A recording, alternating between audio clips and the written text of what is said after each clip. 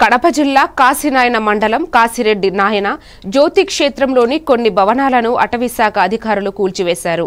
ఈ నేపథ్యంలో జ్యోతి క్షేత్రం పరిశీలన భాగంగా బ్రహ్మంగారి మఠం తొట్లపల్లి శ్రీ అచలానంద ఆశ్రమ పీఠాధిపతులు శ్రీ విరజానంద స్వాములు వారు మరియు ఆర్ఎస్ఎస్ విశ్వ హిందూ పరిషత్ కార్యకర్తలతో పరిశీలించారు.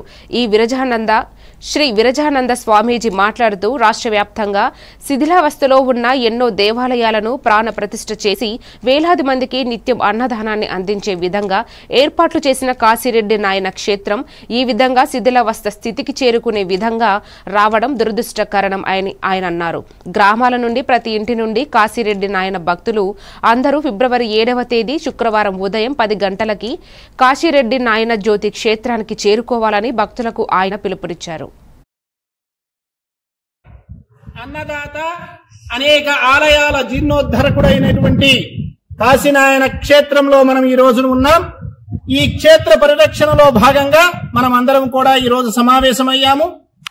ఈ నెల 7వ తేదీన ఉదయం 10 గంటలకు స్వామి పాదాల చెంత గ్రామ గ్రామాల నుండి, ప్రతి వాడ నుండి, ప్రతి ప్రాంతం నుండి ప్రజలు, స్వామి భక్తులు, శిష్యులు అందరూ కూడా కలిసి కాశీనాయన క్షేత్రంలో సమావేశం కాబోతూ ఉన్నాము.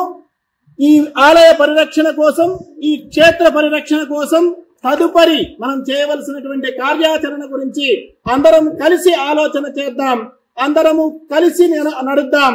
అందరినీ కలుపుకొని నడుద్దాం. పార్టీలకి అతీతంగా, ప్రాంతాలకు అతీతంగా, కులాలకు అతీతంగా, చివరికి మతాలకు అతీతంగా కూడా కాశీనాయన భక్తులున్నారు, శిష్యులున్నారు. అందరము కూడా ఈ సమావేశంలో భాగస్వాములమై స్వామి క్షేత్రాన్ని పరిరక్షించుకునేటువంటి మహాయజ్ఞంలో మనమంతా కూడా భాగస్వాములమవుదాం. జై శ్రీ